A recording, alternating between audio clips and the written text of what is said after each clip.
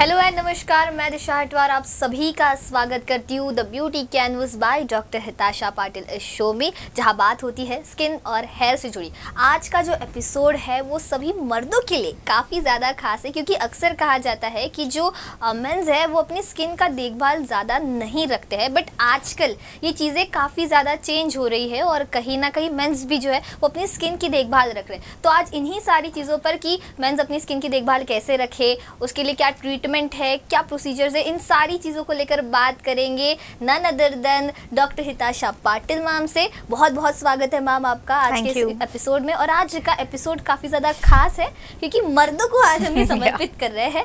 सबसे पहला और बहुत ही कॉमन सवाल जो मेरे दिमाग में आ रहा है वो ये है कि क्या मेंस की और वुमेन की जो स्किन होती है वो डिफरेंट होती है?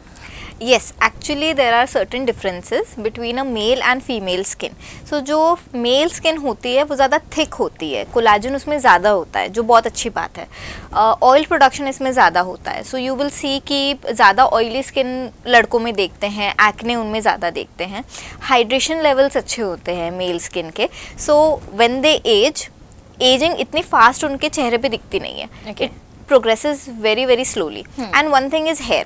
लाइक वी ऑल नो कि उनका जो हेयर का क्वांटिटी है वो ज़्यादा है, उनके फेस वगैरह पे भी ज़्यादा आते हैं, एंड उनका जो थिकनेस है हेयर का वो भी ज़्यादा होता है compare to a female. So these are the differences in a male and female skin. Okay, मैं आपसे ये जानना चाहती थी, अगर बात की जाए मेल्स की और फीमेल्स की, तो क्या ऐसे स्किन इश्यूज है जो मेजरली सिर्फ मेल्स को इश्यूज होते हैं? Okay, so like I said कि एक्ने बहुत ज़्यादा लड़कों में देखा जाता है बिकॉज उनकी ऑयल प्रोडक्शन ज़्यादा है, ऑयली स्किन है। तो acne is one, and then second is tanning and pigmentation, because majority of them don't take care of their skin very rigorously, जैसा मे बी एक फीमेल लेती है। एंड उनकी जो आउटडोर एक्टिविटी है वो भी थोड़ी ज़्यादा होती है। They are into sports, they drive bikes a lot, उसमें भी वो ज़्यादा कुछ they don't wear a scarf या फिर ग्लव्स नहीं पहनते हैं। So because of the sun exposure they come a lot with pigmentation and tanning. So these two are the things that I see regularly in my clinic. Okay, कई लड़कों को ऐसा लगता है कि उनको एक ऐसा रूटीन चाहिए, स्किन रूटीन, कि वो जल्दी एकदम फटाफट Yes. करे। तो ऐसा कोई स्किन रूटीन आप जो रिकमेंड करें? सो जैसे हम ब्रश करते हैं और नहाते हैं, ये बेसिक है, we do it no matter what. तो वैसे ही स्किन केयर में फेस वॉश, मॉइस्चराइजर और सनस्क्रीन बेसिक है, ये आपको करना ही है।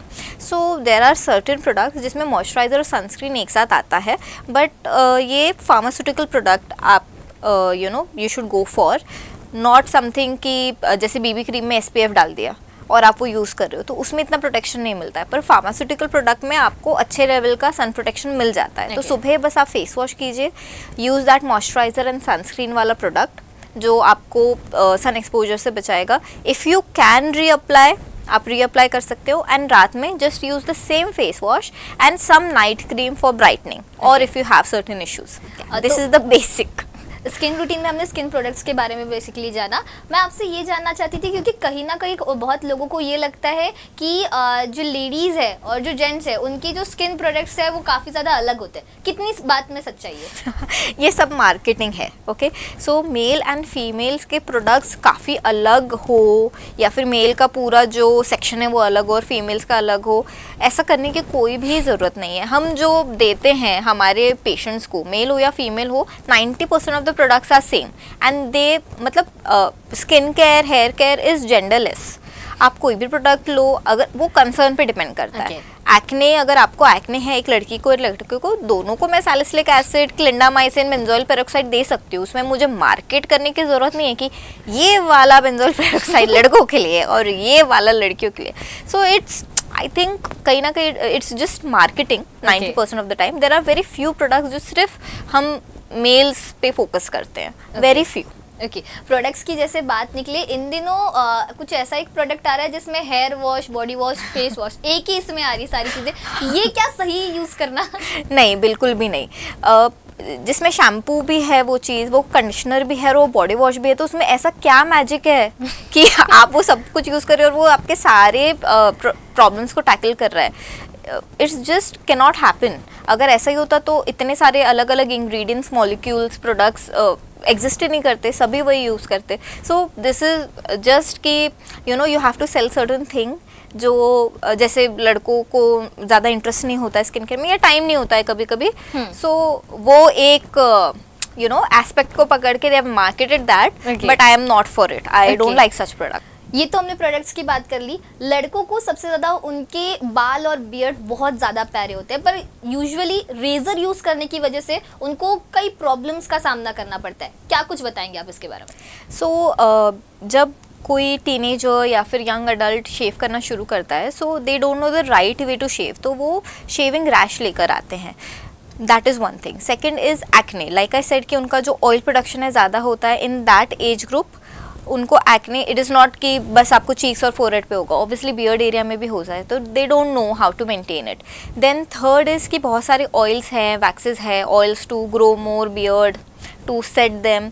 बहुत सारे लोगों को उनकी एलर्जीज भी होती हैं, तो ये मैं क्लिनिक में बहुत ज़्यादा देखती हूँ, which is very common in males. Okay, आपने राइट वे टू शेव का जिक्र किया, तो according to you what is the correct way to shave? Okay, so firstly there are few steps जो आपको याद रखने चाहिए। If you are shaving, shave in the direction of the hair, don't go opposite. अगर आप opposite जाओगे तो hair follicle खुल जाएगा, ज़्यादा खुल जाएगा, उसमें अक्यूमुलेट होगा ऑयल, स्वेट, एंड उससे आपको एक्ने हो सकता है, उससे रैश भी हो सकता है, क्योंकि मेल्स का जो हेयर होता है वो थिक होता है, like I said. So always shave in the direction of hair. आप कुछ शेविंग क्रीम्स यूज़ कीजिए before shaving. Do not use the razor that you have used once again, क्योंकि एक तो वो ब्लंट हो जाता है, उसका कुछ फ़ायदा नहीं है, फिर आप उसको और ज़्यादा प्रेशर से और ज़्यादा उसके यू नो रिपीटेशंस करते हो, जिससे शेविंग रैश होता है, लाइक आई सेड। वो करना है, और जितना रिपीट आप ना करें, लाइक एक या दो रिपीटेशन में ही अगर वो निकल जाए, वैसा ट्राई कीजिए। And after shaving make sure that you apply a moisturiser और some after shave which doesn't have fragrance. Fragrance से एलर्जी होती है। Okay. So use something, a moisturizer is a good choice, a thick moisturizer, या फिर अगर आप after shave use करना ही चाहते हो तो बहुत heavily scented मत यूज़ करो। ओके, आपने सही तरीका बताया शेव करने का। मैं आपसे ये जानना चाहती हूँ, क्योंकि बहुत लड़के जो है वो सैलून में जाकर शेविंग वगैरह करते हैं, तो इस दौरान किन चीज़ों का ख्याल रखने की ज़रूरत है? ओके, सो जैसे वो हेयर कट्स ज़्यादा रेगुलरली लेते हैं compare to a female, beard भी ट्रिम कराते हैं, या फिर you know they make some shape, कुछ शेपिंग वगैरह होती है, तो वो पार्लर में जाके करते हैं। Make sure that the salon और द पार्लर इज़ हाइजेनिक, क्योंकि अगर वो वही सिजर्स यूज़ कर रहे हैं जो किसी इन्फेक्टेड इंसान पे यूज़ हुआ है, या फिर ब्लेड्स यूज़ कर रहे हैं विच इज़ नॉट स्टेराइल या फिर अच्छे से क्लीन नहीं है, तो आपको वॉट्स हो सकते हैं। अगर पहले इंसान को वॉट्स थे और वही वाला आप पे यूज़ हो रहा है, तो वॉट्स हो सकते हैं, और ये स्कैल्प में और बियर्ड में मैं बहुत देखती हूँ। Okay, so my first question is always कि आप घर पे ट्रिम शेव करते हो या फिर आप बाहर जाते हो, and the 90% of the answer is कि हम बाहर जाते हैं। सो मेक श्योर कि इट्स अ हाइजेनिक प्लेस। और वॉट्स को आप फिर से वही सैलून में जाके ट्रीट करने की कोशिश मत करो, आप उसको कट करोगे वो वापस आ ही जाएगा। So go to a dermat and get it treated, because it's a viral infection, it's not something like a normal condition, it's a viral infection and it should be treated अच्छे से। Okay, मतलब उसका proper डर्मैट के पास treatment होना चाहिए। yeah. Teenage में अक्सर लड़कियों को तो प्रॉब्लम होते हैं, बट लड़कों को भी कहीं ना कहीं बहुत सारे स्किन इश्यूज होते हैं, तो इसके बारे में क्या बताएंगे आप? टीनेज में वही है कि एक्ने उनको बहुत होता है, क्योंकि पहले ही उनका जो ऑयल प्रोडक्शन है ज़्यादा है, टीनेज में और थोड़ा बढ़ जाता है। सो लड़के या फिर even their guardians, they are not really concern कि हाँ ठीक है अभी तो इस एज में होता ही है, चला जाएगा, बट उससे क्या होता है कि मार्क्स छूट जाते हैं और स्कार्स भी हो जाते हैं। Scars they are not going to go, वो आपके स्किन पे हमेशा रहेंगे। सो जैसे ही आपको लगता है कि एक्ने बहुत ज़्यादा हो रहा है, आप उसको किसी चीज़ से मेंटेन नहीं कर पा रहे हो, visit a डर्मैट so that intervention जल्दी हो जाए और इसके जो कॉन्सिक्वेंसेस है you know after like long term consequences वो कम हो जाए। ओके, जेंट्स को कहीं ना कहीं ओडर का भी बहुत ज़्यादा प्रॉब्लम रहता है, उसके बारे में मतलब उसको कैसे ठीक किया जाए, प्रिवेंट कैसे किया जाए, इसको लेकर क्या बताएंगे आप? सो बिकॉज इनकी फिजिकल एक्टिविटी ज़्यादा होती है, स्पोर्ट्स खेलते हैं, घंटों घंटों खेलना पसंद करते हैं, सो और ट्रैवल करते हैं बाइक्स वगैरह पे, तो स्वेट आता है जिससे ओडर भी होता है, कपड़े सोख हो जाते हैं स्वेट में, उससे भी ओडर प्रोड्यूस होती है। So one thing that they can do which is फिटकरी होती है, एलम, वो आप गीला करके you can put it on your underarms और even on your back and chest.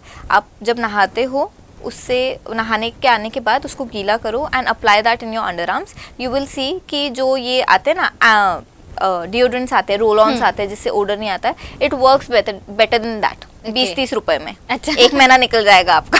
So try to use that. That's like a tip I am giving. Okay, मैं आपसे ये जानना चाहती हूँ, यूजुअली लेडीज तो घरेलू नुस्खे बहुत अपनाती है, बट क्या मेल्स को इस चीज़ को अडॉप्ट करना चाहिए, कितना सही है? लाइक आई सेड, फिटकरी तो कर ही सकते हैं ऑर्डर के लिए, पर अगर आपको सपोज फेस के लिए कुछ करना है, एक्ने ज़्यादा नहीं होना चाहिए या फिर ऑयल बहुत ज़्यादा आ रहा है तो उसके लिए क्या करें. So Multani mitti is one thing that you can do once in a week. आपको मुल्तानी मिट्टी को रोज़ वाटर के साथ मिक्स करके फेस और नेक पे लगाना है, 5 से 10 मिनट रखना है. डोंट स्क्रब इट ऐसा ज़ोर ज़ोर के, बस पानी से हटाना है और नॉर्मल मॉइस्चराइज़र लगाना है. कुछ लोग बेसन और दही वगैरह यूज़ करते हैं, वो भी यूज़ कर सकते हैं. जस्ट दैट कि बहुत रोज़ नहीं आप करोगे. रोज़ आप बेसन लेके फेस वॉश कर रहे हो, it is going to give rash on your skin, irritate हो जाएगी, स्किन रेड हो जाएगी. So everything in like you know proper limitations and proportions. सो मुल्तानी मिट्टी आप हफ्ते में 1 बार यूज़ कर सकते हो. अगर आपको दही कुछ यूज़ करना है या बेसन हल्दी वगैरह यूज़ करना है, महीने में 1 बार कुछ अच्छा सा पैक बना के you can do it, but not regularly. Okay, usually कई मेल्स को हमने देखा है स्मोकिंग, अल्कोहल कंजम्पशन करते हुए. कई बार उनकी लाइफस्टाइल या फिर डाइट भी प्रॉपर नहीं रहती है, तो ऐसे लोगों को एक टिप आप क्या दोगे? छोड़ दो. सो सी, स्मोकिंग से काफ़ी सारा हेयर पे फ़र्क पड़ता है. हेयर ग्रे होने लगते हैं, झड़ने लगते हैं, थिन हो जाते हैं. And even if you do a hair transplant, if you are a chronic smoker, जैसे 10-20 साल से आप स्मोक कर रहे हो, तो उनका जो बाल झड़ चुका है, अगर मैंने ट्रांसप्लांट भी किया है, chances are less that it will survive. So one thing is कि you can try to quit because it is damaging your hair. So because of alcohol consumption बहुत टाइम फेस स्वेल रहता है, बहुत ज़्यादा. If you take it regularly even on weekends also, आप देखोगे 2-3 दिन आपका फेस वेल्ड ही रहेगा. यू कैन पॉइंट आउट कि हाँ ये अल्कोहल कंजम्पशन करते हैं, their face looks like that. Even under I circles में थोड़ा पफिनेस आ जाता है. So the best thing is कि आप तो उसको छोड़ ही दो because it's an addiction. And lifestyle changes के लिए आप कुछ खाने में, फूड में चेंजेस कर सकते हो. जैसे आप टाइम फिक्स कर सकते हो, लाइक ब्रेकफास्ट इतने बजे, 9, 10, 11 बजे, खाना आपका 2 बजे हो रहा है, एंड शाम को थोड़ा कुछ लाइट खा लिया, एंड रात का भी फूड 8-9 बजे अगर ले सके तो वैसा ही लीजिए. क्योंकि many times they are out, they don't eat, या फिर एक वड़ा पाव पे चल रहा है, लंच हो गया है, वैसा नहीं है. क्योंकि long term it is going to give you not only skin and hair के कॉन्सिक्वेंसेज, अंदर आपका मेटाबॉलिज्म भी ख़राब हो रहा है, आपका पूरा सर्काडियन साइकिल जो है वो ख़राब हो रहा है. So it has long term consequences. So it's better to maintain a good lifestyle. And बहुत सारे अभी लड़के, मतलब I have seen टीनेज, मतलब बच्चे भी आजकल जिम वगैरह जा रहे हैं, which is a very good thing. So अगर आप जिम जाते हो तो अगर आप उसमें प्रोटीन ले रहे हो like shake, so take it from a good source. Mostly for males whey protein like milk source ना लेके प्लांट सोर्स लीजिए. क्योंकि उससे कभी कभी हेयर फॉल एंड एक्ने बढ़ जाता है in males specially. So take a plant based protein if you are going to a gym, that will help you. Alcohol और स्मोकिंग की वजह से आपने बताया कि किस तरीके से स्किन से जुड़े प्रॉब्लम्स हो सकते हैं, और इसी में एक है कि जो लोग स्मोकिंग करते हैं उनके डार्क लिप्स भी हो जाते हैं. तो इसको लेकर क्या कुछ बताएंगे आप? So yes, like you said कि स्मोकर्स के डार्क लिप्स होते हैं. जो लोग क्रॉनिक स्मोकिंग कर रहे हैं वो लोग क्या कर सकते हैं कि कुछ लिप लाइटनिंग लिप बाम्स आते हैं, वो आप यूज़ कर सकते हो. अगर आप सनस्क्रीन यूज़ करते हो तो वो भी आप आपके लिप्स पर लगाइए, ताकि एटलीस्ट सन एक्सपोजर जो हो रहा है उससे और डार्क ना हो. एंड लाइक आई सेड कि छोड़ोगे तो वो तो बेस्ट है, बट क्या है कि even if you have quit smoking, जो डार्कनेस है वो रहता ही है. तो with lip balms, with sunscreen वो थोड़ा बहुत लाइट होता है, बहुत ज़्यादा उसमें फ़र्क नहीं पड़ता है. इसमें इन क्लिनिक प्रोसीजर्स बहुत काम आते हैं. जैसे हम लिप पील्स करते हैं, लिप पील्स अगर आप महीने में 1-2 लेंगे, 7-8 सेशंस लेंगे, so you will get a good difference. You can also combine it with lasers.